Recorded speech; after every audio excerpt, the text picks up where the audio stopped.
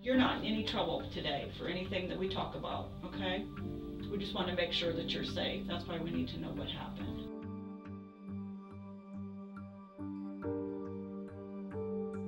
So I need to know what happened with Zane. If you can kind of explain to me when you say he touched you on your private. If you could, so I know what happened.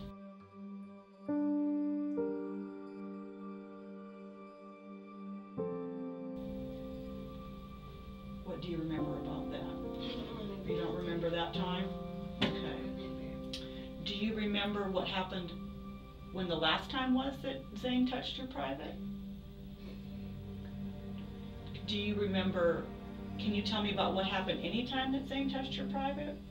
Or you could tell me kind of what happened?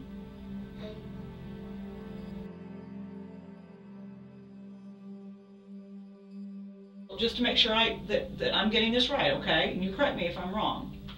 You said that Zane touched you on your skin, on your front private, with his finger.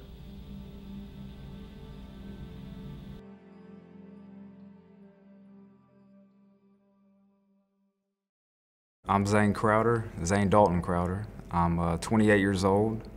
I'm currently incarcerated at Liberty CI under false allegations. I do a lot of self-betterment programs. I'm earning a college degree right now to become an electrical engineer. I write my son twice a week. I'm trying to get back home to my family as quick as possible.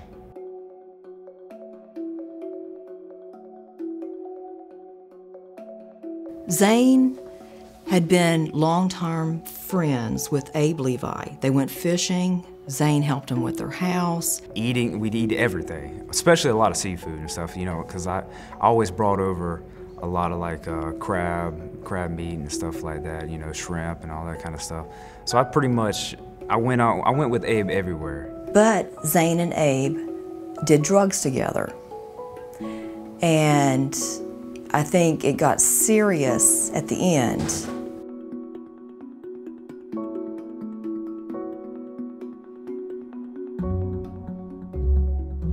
Two weeks before he was arrested, I had picked up Zane, and Zane all of a sudden said, Abe is selling pills, and he sounded very concerned about it. But then Zane didn't hang around with Abe for a little while that I noticed. And then about approximately 2 weeks later, all of this came up. Well, when the allegations first were presented to me, I was at my grandmother's house and I was unaware, and it caught me off guard. And somebody said that I molested his daughter. And I'm like, I was stunned. You know, I didn't know what to say. There was no witnesses, there was no evidence that my son had committed this crime. There was nothing found by the sexual exam nurse, nothing torn, no infections, no nothing. There was only one person saying my son had done this against my son who said he didn't do this. I'm not the best person in the world. I've had drug problems, you know, but something like this is out of my character. I've never done something like this. I have plenty of people that will testify on my behalf, showing my character, that I am an innocent man.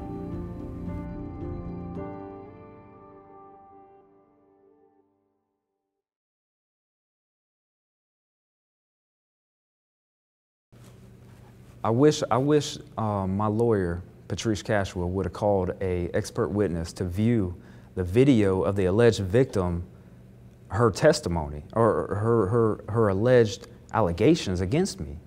They would have seen through the video that it was false.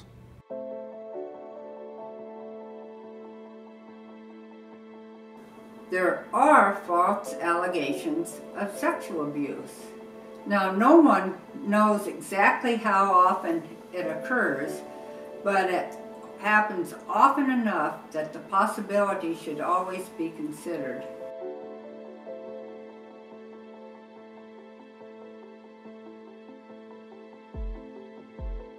everything you think about, talk about with other people, hear about, affects the memory. In fact, people can even develop detailed memories of an event that never happened and firmly believe that it's true. I mean, there's a number of studies that make it clear that if something has happened to influence a child's memory or shape a child's memory, once that memory contamination is in place, it's very difficult to peel it back.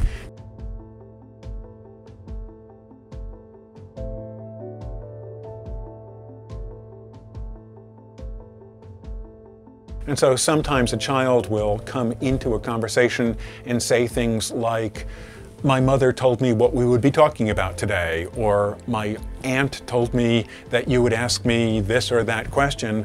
Those are always warning signals that somebody has been talking to the child, and that simply makes you want to dig a little bit more deeply to find out, okay, what kinds of conversations were those, and what kinds of cues or signals might those conversations have conveyed to the child.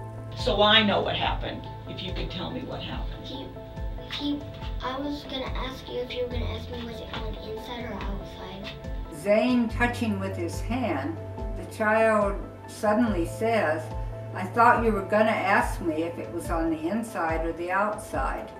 This was a highly unusual statement coming from a child, but there were no questions exploring this. What'd you count? I took 5 people. You told 5 people? Does that include me or does that not include me? It includes you, so I put 6 now. Okay. You always want to worry if someone, or worse, if several people who are not properly trained have been talking to the child. That's the place in which often things can go off track. Research is clear that prior conversations about the abuse can affect what's said in a formal interview. And this has happened to one of my friends before. Okay. This has happened to one of your friends before? It was in 1st grade. It was in 1st grade. It was in 1st grade? Did you talk to anybody about that? No, but I only told my Nana. But, I'm sorry? I only told my Nana. You only told your Nana? The possibility that a child may know about someone else having been abused or someone else having gone through similar sorts of things, which can produce, in the extreme, sort of a Me Too effect, but can also signal to the child what sorts of things that they might want to report. You want to know whether the child knows about things that have happened to a friend or a cousin or a neighbor, things that they may have heard about, things that may be part of family discussions, because any of those things can be a source of information that the child absorbs into his or her own memory. The child volunteers that this happened to one of our friends, but there was no follow-up attempt to get details about this. This is extremely important because it very well could have affected the child's allegations. And so you want to make sure the interviewer doesn't ask leading questions, doesn't suggest ideas, doesn't introduce new ideas into the conversation. You just want the interviewer to invite the child in a fairly open way to report on what has happened to them. What do you remember about that? I don't remember. You don't remember that time? Okay. Do you remember what happened when the last time was that Zane touched your private? Do you remember, can you tell me about what happened anytime that Zane touched your private? Or you could tell me kind of what happened? Well, just to make sure that I'm getting this right, okay? And you correct me if I'm wrong. You said that Zane touched you on your skin, on your front private, with his finger. The interviewer seems to see her role as trying to get the child to repeat on tape what she has been told the child previously said to others. There's no way to tell whether she's describing a true or a false event.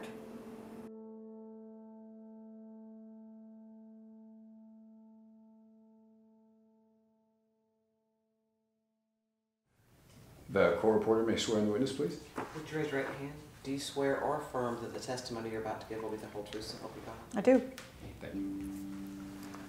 Interviewing is one of the things that we do as case coordinators. Beyond the interview of the child and the medical exam that's conducted in-house, do you reach out to collateral individuals? We do not as the child protection team, no. And isn't it the responsibility of the case coordinator to do a social assessment? No. Is it the responsibility of the investigator to do a social assessment? I'm not sure even what a social assessment, I've never conducted a social assessment. Do you realize that you're a forensic interview and you have certain responsibilities to explore alternate hypotheses? And your role is limited to just have the child make a statement about the abuse that's been reported to you? Is that what you're saying to us? I'm an information gatherer from the child, yes. But you reach these conclusions of abuse. You make the conclusion. You file the final case summary. Correct. You make those conclusions on the information that you have. And there's other valuable information out there, obviously, that to be gleaned. Correct. That you don't assemble and you don't gather. You make this conclusion based upon the record that you know. APSAC says that you're supposed to explore alternate hypotheses, then why don't you? Are you in violation of the own protocols that APSAC says that you're supposed to do as a forensic interviewer? I like to think not.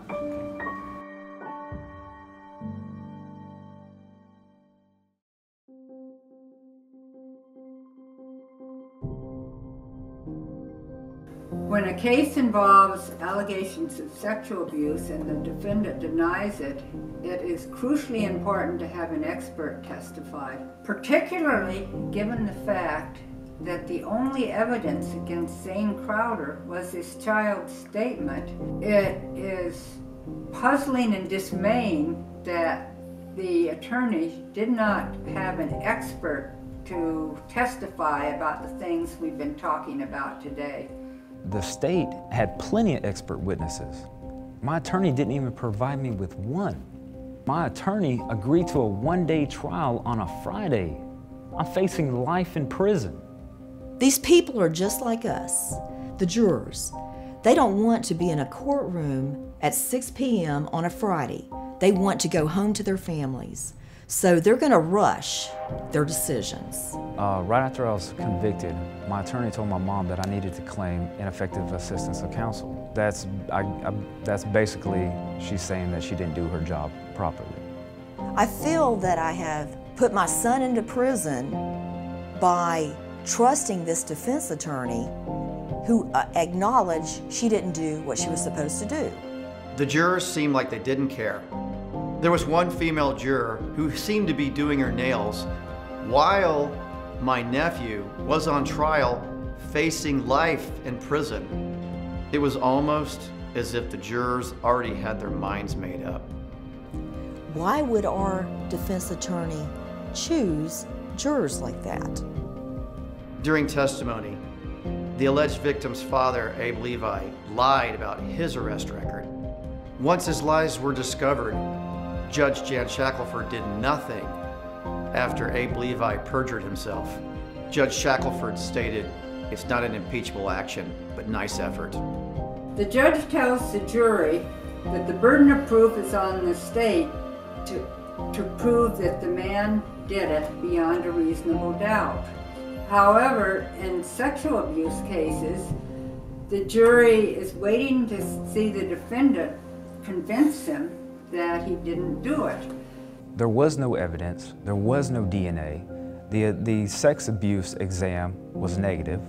It took the jury less than 1 hour to convict me on one person's word to get me life in prison.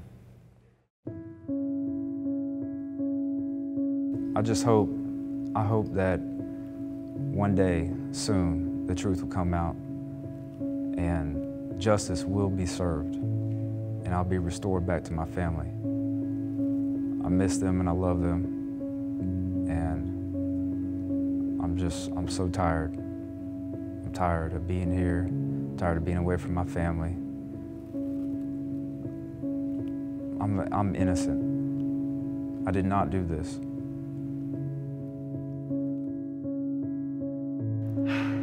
I'm mean, feeling the agony of my sister and my mother for the last 6 years, cry on the phone, all the thousands of dollars we've spent it's almost like you have to afford justice.